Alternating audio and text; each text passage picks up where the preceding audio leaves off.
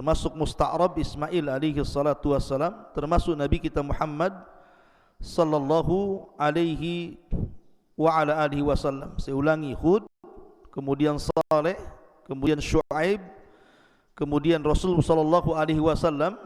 Itu 4 dari Nabi Arab.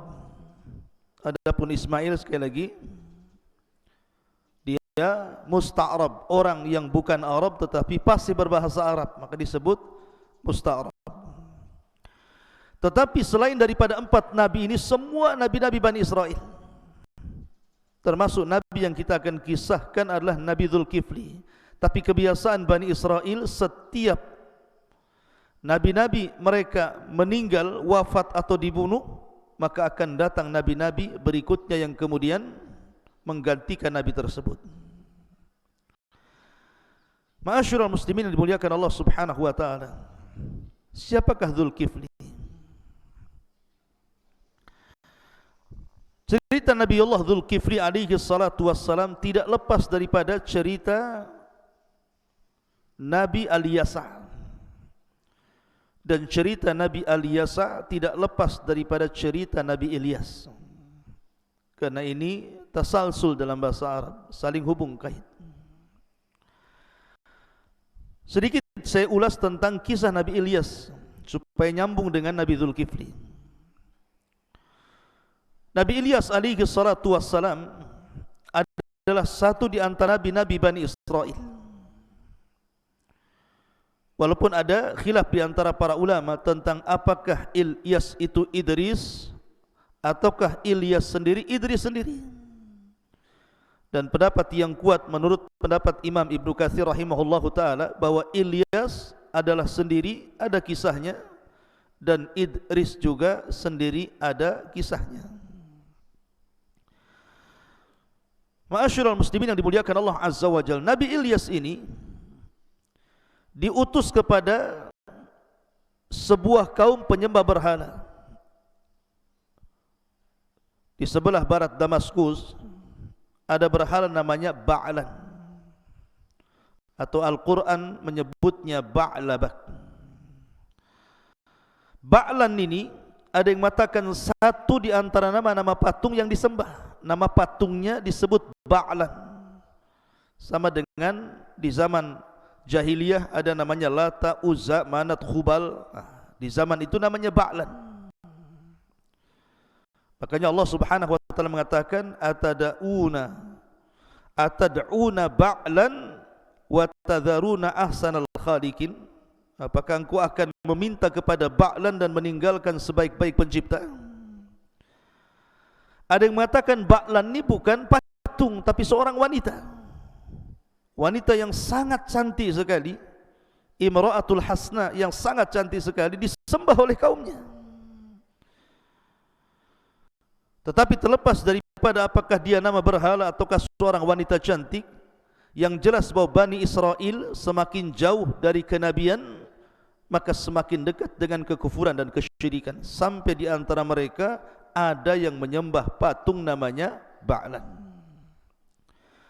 Lah disinilah kemudian Allah Subhanahu wa taala utus Nabi Ilyas alaihi salatu wassalam untuk mendakwai mereka. Dan budaya para nabi ma'ruf di dalam Al-Quranul Karim mendakwahkan tauhid. Itulah yang dilakukan oleh Ilyas alaihi salatu wassalam. Dan itu digambarkan dalam surah As-Saffat ayat 123 sampai 132. Allah mengatakan wa inna Ilyas laminal mursalin idh qala liqaumihi ala tattaqun atad'una ba'lan wa tadharuna ahsanal khaliqin Allahu rabbukum wa rabbu abaikumul awwalin. Dan sesungguhnya Ilyas termasuk dari kalangan para rasul ketika berkata kepada kaumnya, kenapa kalian tidak bertakwa dan kenapa kalian meminta kepada patung Ba'lan dan meninggalkan sebaik-baik pencipta, Allah Rabb kalian dan Rabb orang-orang sebelum kalian. Mendakwahkan dakwah tauhid. Tetapi Bani Israel disebutkan dalam Al-Quran, fariqan kadzabtum wa fariqan taqtulun. sebagian mereka terkadang mendustakan para nabi, sebagiannya lain terkadang membunuh para nabi. Ini Bani Israel ketika diutus kepada mereka Ilyas, didustakan dakwahnya. Ma'asyiral muslimin yang dimuliakan Allah Azza wa Jalla, ketika kemudian didustakan dakwahnya inilah,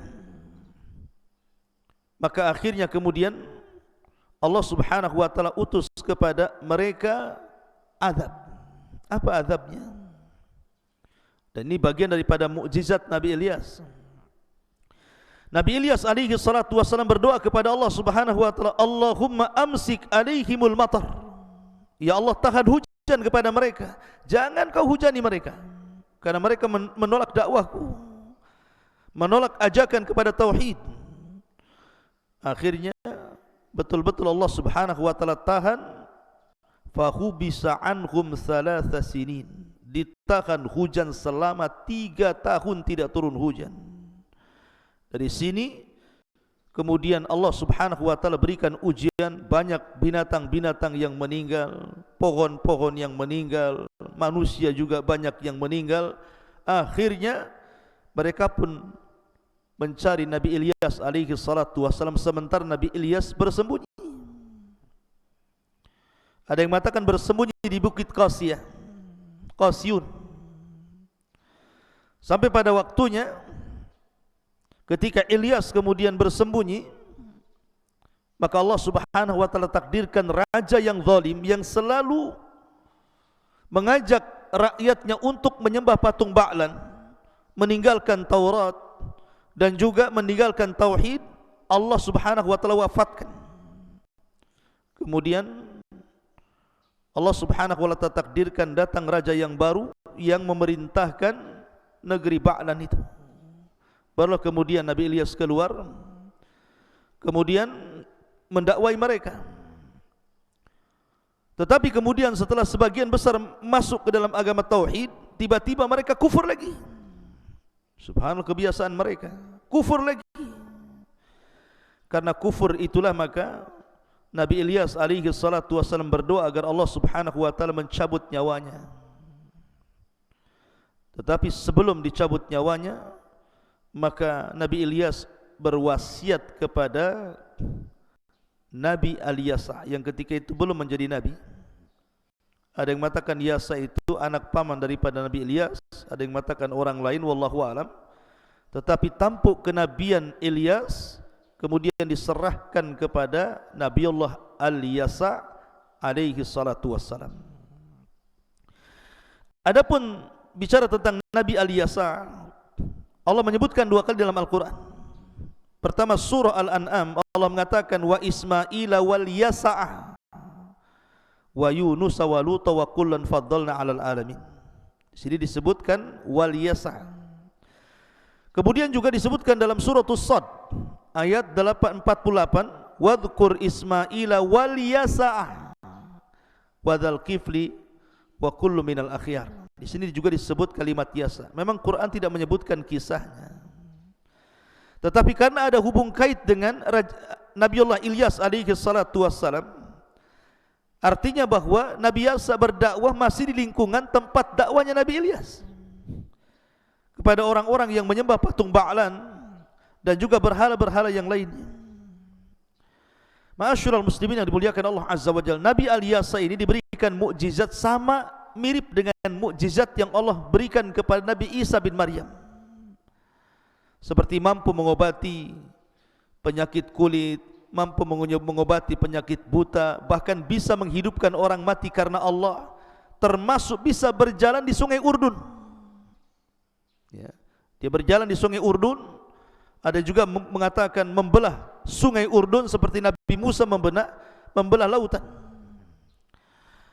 Lah, Nabi Al-Yasa ini, ikhwatu fillah muliakan Allah Subhanahu wa taala, juga sama mendapatkan penentangan kaumnya sebagaimana yang dialami oleh Ilyas alaihi salatu wassalam. Sampai diancam akan dibunuh oleh raja yang zalim, akhirnya dia bersembunyi. Setelah kemudian lama dia bersembunyi, ada yang mengatakan sampai asyra sinin, 10 tahun. Akhirnya kemudian dia pun keluar dari persembunyiannya kemudian mendakwahkan dakwah kembali, dan Allah Subhanahu wa taala takdirkan banyak masuk ke agama Al-Yasah, artinya banyak yang sadar dan tobat. Lah ketika itulah maka Allah Subhanahu wa taala kemudian menjelaskan tentang masalah kisah Al-Yasah ini. Memang tidak secara detail dalam Al-Quran, hanya disebutkan namanya saja, tetapi disebutkan oleh ulama mu'arrikhin, ahli sejarah, bahwa akhirnya Al-Yasah pun meninggal dunia, dan sebelum meninggal dunia maka kekuasaan kenabiannya diserahkan kepada seorang laki-laki yang bernama Zulkifli. Bagaimana kisahnya? Ini yang kita akan bahas di pagi hari ini. Jadi dari awal mukadimah panjang, nah ini baru masuk temanya. Berarti tema harus lebih panjang dari mukadimahnya. Ma'asyiral muslimin yang dimuliakan Allah Subhanahu wa taala. Siapa Zulkifli? Dan kenapa disebut Zulkifli? Allah Subhanahu wa taala menyebutkan di dua surat dalam Al-Qur'an. Pertama, suratul Anbiya. Allah mengatakan wa Ismaila wa Idrisa wa Dzulkifli kullun minas sabirin. Kemudian Allah mengatakan dan Ismail, kemudian Idris, kemudian Dzulkifli, semua termasuk hamba-hamba Allah yang sabar. Lihat, di sini Allah Subhanahu wa taala iringkan tiga nabi. Ismail, Idris, Dzulkifli. Kemudian ditutup dengan kalimat kullun minas sabirin, tiga-tiganya termasuk hamba-hamba Allah yang sabar. Adapun Ismail, ma'ruf kesabarannya.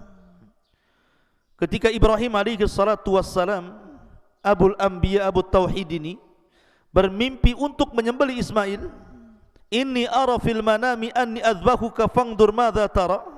Wahai anakku, semalam aku bermimpi, dalam mimpiku ku sembelih dirimu, bagaimana pendapatmu? Kata Ismail, if'al ma tu'mar satajiduni insyaallahu minas sabirin.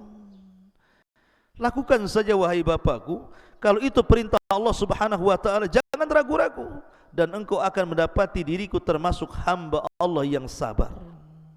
Maka di sini Allah mengatakan kullun minas sabirin, karena Ismail ma'ruf kesabarannya. Sejak kecil sudah dilatih kesabarannya. Dia hanya hidup berdua bersama ibundanya tercinta di sebuah lembah yang tidak ada apapun, kering kelontang, tidak ada binatang, tidak ada tumbuhan. Sabar hidup di sebuah lembah sampai membangun Ka'bah bersama ayahnya. Adapun Idris diambil dari kata dirasa, karena Idris itulah rajin belajar. Bahkan dia awal man khatta bil qalam, orang yang pertama kali mencatat dengan pena itulah Idris. Jadi Idris itu setiap hari suka belajar, suka membaca dan suka mencatat, suka thalabul ilmi. Dan thalabul ilmi butuh dengan kesabaran. Thalabul ilmi itu butuh dengan kesabaran. Ma'asyiral muslimin yang dimuliakan Allah Subhanahu wa taala. Makanya kenapa kemudian Imam Syafi'i rahimahullahu taala mengatakan, akhi lan tanalal ilma illa bisittatin sa'umbika an tafsiliha bibayanin dzakaun wa hirsun wa ijtihadun wa bulghatun wa suhbatu ustadin wa tulu zamanin. Kata Imam Syafi'i, saudaraku, ilmu itu tidak mungkin dicapai kecuali oleh 6 perkara. Saya akan sebutkan secara rinci. Zakaun, kecerdasan, wahirsun, semangat, ijtihad, bulghah, suhbatul ustad, berteman dengan ustad, wa tulu zaman, dan panjangnya waktu. Jadi Imam Syafi'i rahimahullah ta'ala menyebutkan 6 perkara ini semua bicara tentang kesabaran. Karena talabul ilmi itu kalau tidak sabar tidak akan dapat ilmu. Makanya Yahya bin Abi Katsir mengatakan lan tanalal ilmu illa birahatil jismi. Lan tanalal ilmu birahatil jismi. Tidak mungkin ilmu itu diraih dengan istirahatnya badan. Artinya mencari ilmu itu perlu kesabaran. Lah Idris ini disabarkan untuk talabul ilmi. Makanya kullun minas sabirin. Adapun Zulkifli kenapa juga dikatakan kullun minas sabirin? Termasuk hamba Allah yang sabar. Karena subhanallah, banyak ujian dan cobaan yang diterima oleh Nabi Allah Zulkifli alaihi salatu wassalam. Nanti saya akan sebutkan. Saya ingin menyebutkan tentang kenapa disebut Zulkifli. Apa sih maknanya Zulkifli itu? Kenapa Nabi ini disebut Zulkifli? Saya akan disebutkan 2 hadis dan 1 kisah. 2 hadis dan 1 kisah. Adapun 2 hadis ini dua-duanya lemah, tidak bisa dijadikan hujah, tetapi sebagai pengetahuan kita akan ceritakan 2 hadis ini. Pertama, ma'asyiral muslimin yang dimuliakan Allah Subhanahu wa taala. Hadis yang pertama, hadis ini dikeluarkan oleh Imam Ahmad dari Ibnu Umar radhiyallahu anhuma. Dia mengatakan, laqad sami'tu min Rasulillah sallallahu alaihi wasallam haditsan laulam asma'uhu illa marratan aw marrataini hatta adda sab'a marrat walakin qad sami'tuhu akthar min dhalik. Kata Abdullah bin Umar radhiyallahu anhuma, sungguh aku mendengar dari Nabi SAW sebuah hadis yang aku tidak mendengar sekali, 2 kali, 7 kali sampai 7 kali. Akan tapi aku banyak mendengar hadis ini lebih daripada 7 kali. Artinya sudah bosan aku mendengar hadis ini dari Nabi SAW. Makanya aku ceritakan kepada kalian. Kemudian beliau mengatakan, kana Al-Kiflu min Bani Israel. Ada orang namanya Al-Kiflu atau Zulkifli, dan dia termasuk dari Bani Israel. La yatawarra min dzambin amilahu. Dia tidak pernah takut dengan dosa yang dilakukannya. Enggak pernah takut berbuat dosa ini. Namanya Al-Kiflu ini. Fa'atathu imra'atun fa'ataha 60 dinaran ala an yata'aha. Kemudian dia membayar seorang wanita, seorang gadis. Dia bayar 60 dinar untuk menggaulinya, untuk berzinah dengannya. Falamma qa'ada minha maq'ada ar-rajuli min imra'atihi. Ketika betul-betul sudah hendak melakukan perzinahan, yang laki-laki sudah membuka auratnya, yang perempuan juga sama, dan tinggal melakukan perzinahan saja, ir'addat wa bakat. Tiba-tiba wanita itu menangis. Sehingga kemudian Zulkifli atau Al-Kifli ini mengatakan, wa ma yubkik a'akrahtuki. Qalat lah, apa yang membuat anda menangis wahai wanita? Apakah engkau membenciku?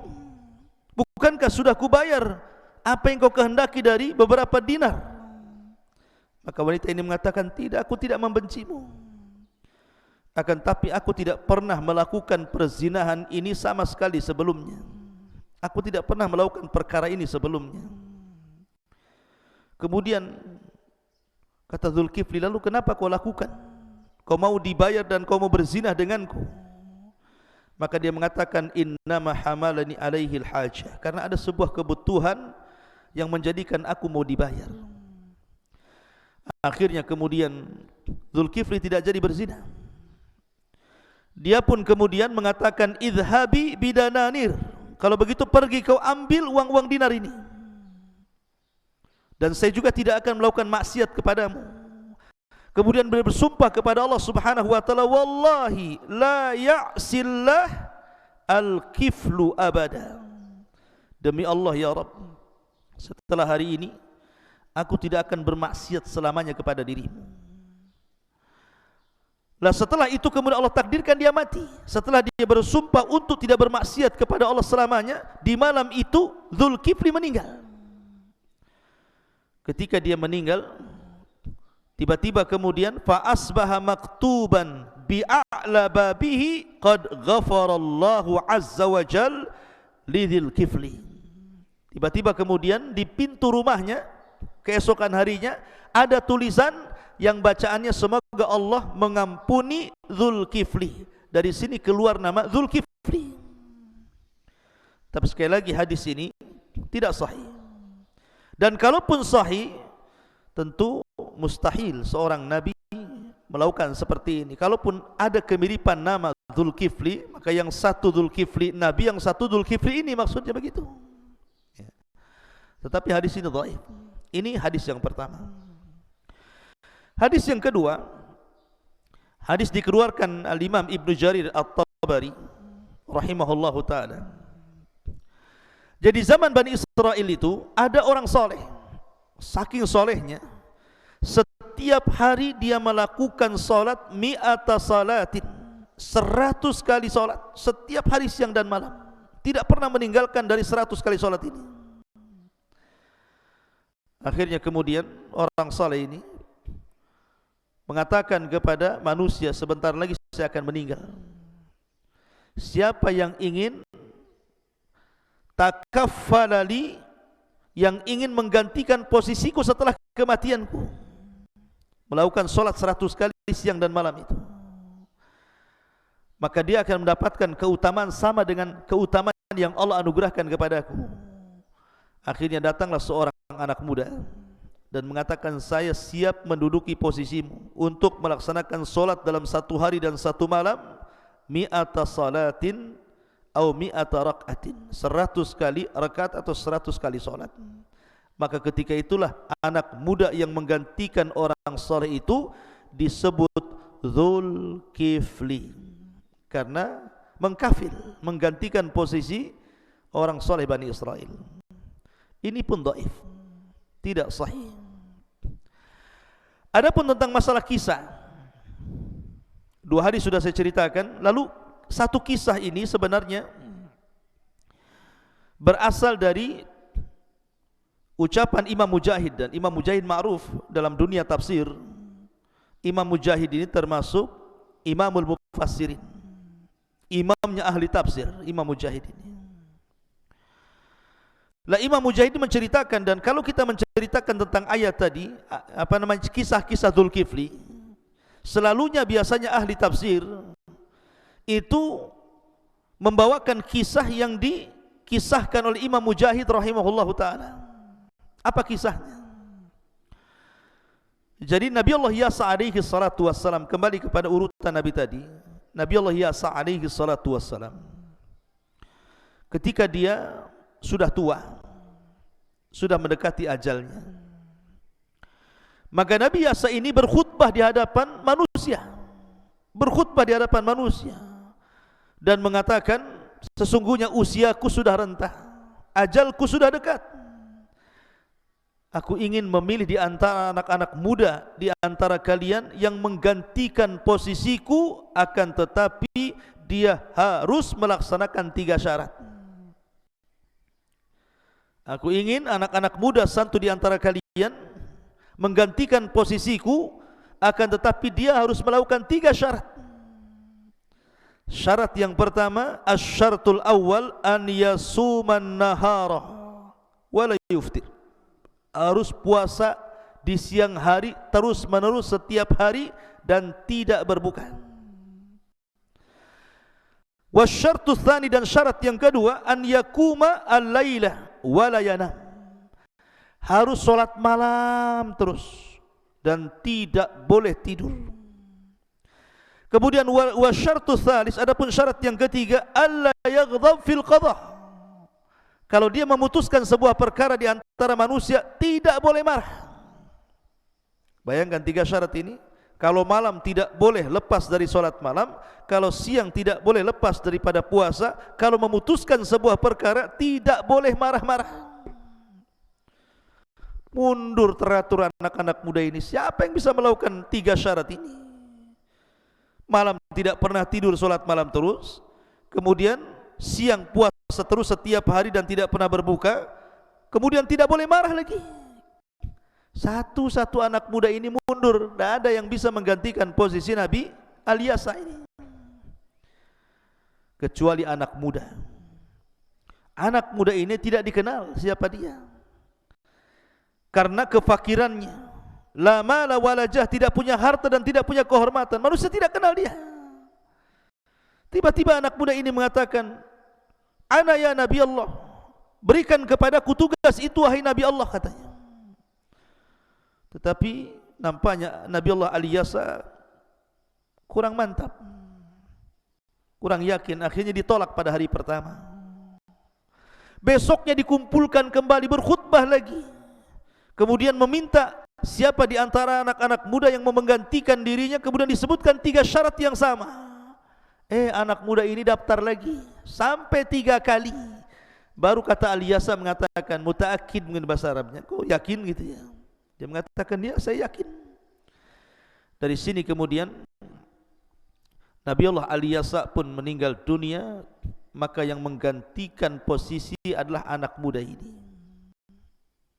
Dia ibadah tiap malam, ibadah tiap siang, dan tidak pernah marah.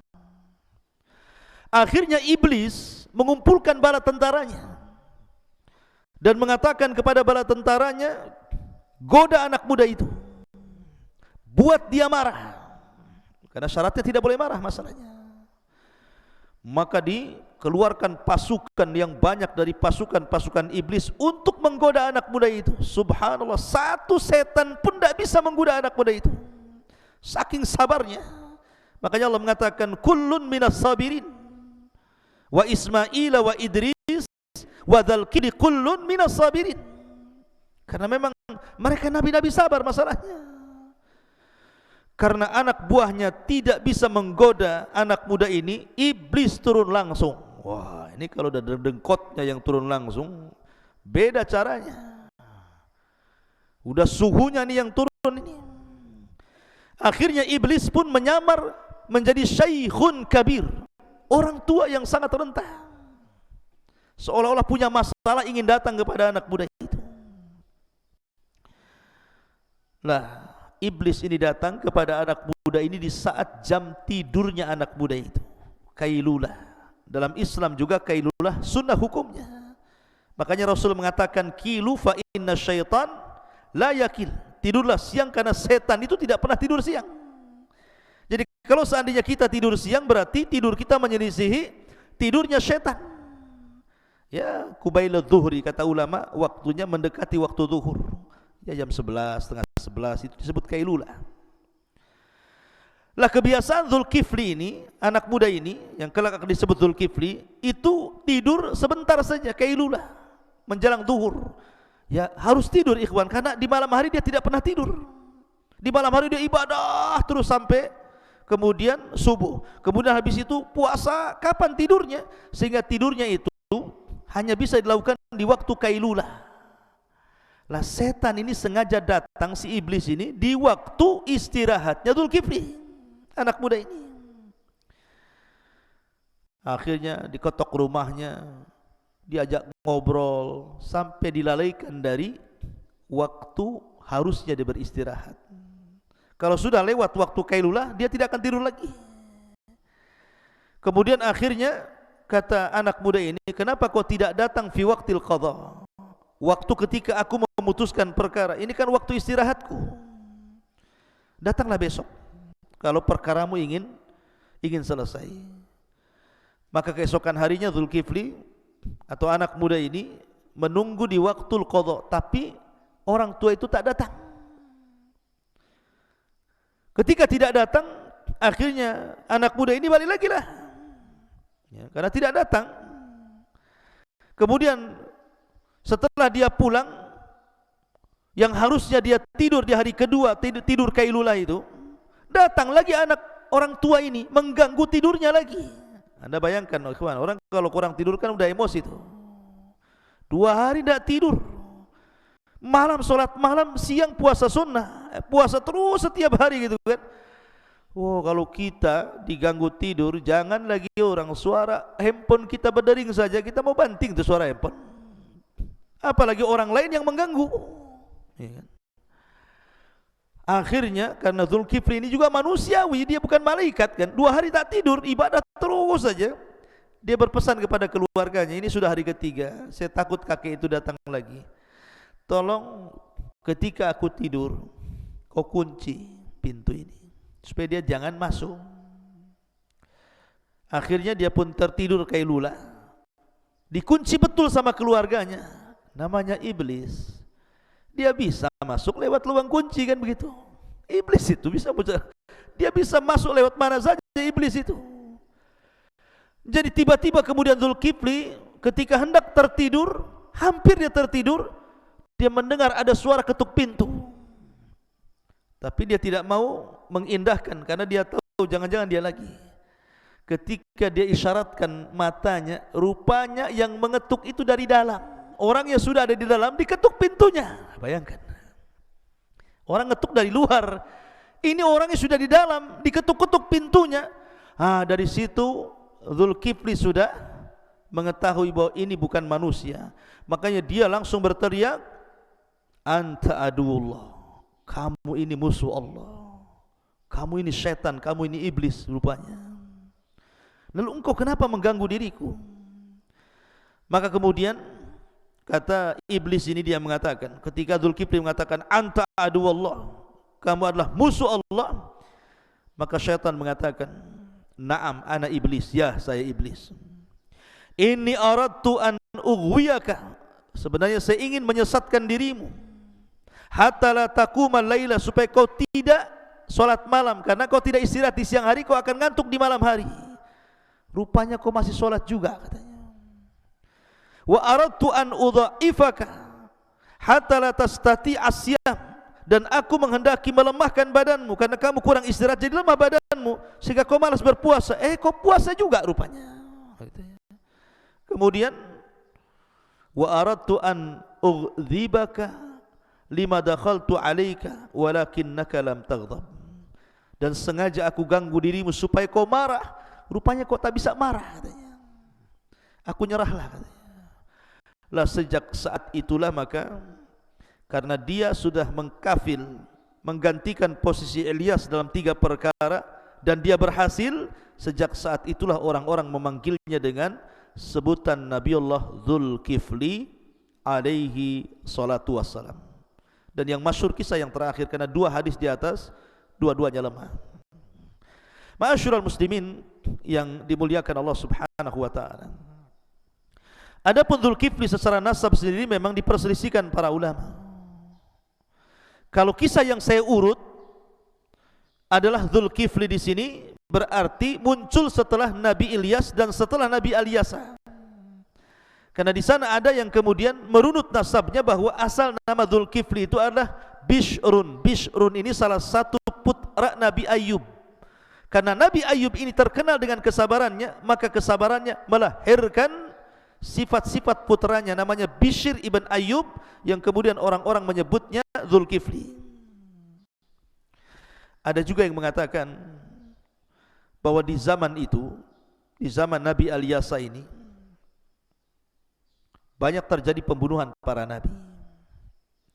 Jadi ada satu hari itu 400 nabi, 300 dibunuh semuanya, yang 100 bersembunyi. Lah karena bersembunyi ini otomatis kan perlu makanan, perlu minuman, perlu tempat. Lah ada anak muda yang kemudian melindungi 100 nabi ini, memberi makan, memberi minum, memberi tempat. Akhirnya anak muda yang melindungi 100 nabi disebut Zulkifli, karena dia yang mengkafil 100 nabi tadi. Wallahu alam, banyak versi dalam kisah-kisah sejarah. Dan apakah dia turunan Nabi Ayub alaihi salatu wassalam, apakah dia Zulkifli yang lain, salah satu dari saudara anak paman daripada Nabi Alyasa alaihi salatu wassalam, Quran tidak menjelaskannya. Tapi tidak ada ibrah untuk dijelaskan perkara-perkara tersebut. Kalau memang itu sebuah hal yang sangat bermanfaat, tentu akan disebutkan di dalam Al-Quranul Karim. Yang jelas kita sebagai pengetahuan, karena tidak semua Nabi yang disebutkan dalam Al-Quran itu diceritakan secara detail, seperti kisah Nabi Musa alaihi salatu wassalam, Ibrahim, Nuh, dan begitu seterusnya.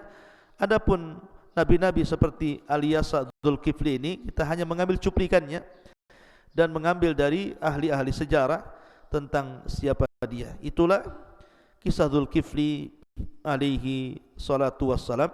Subhanakallah bihamdika asyhadu an la ilaha illa anta astaghfiruka wa atubu ilaik. Allahu ta'ala alam. Assalamualaikum warahmatullahi wabarakatuh.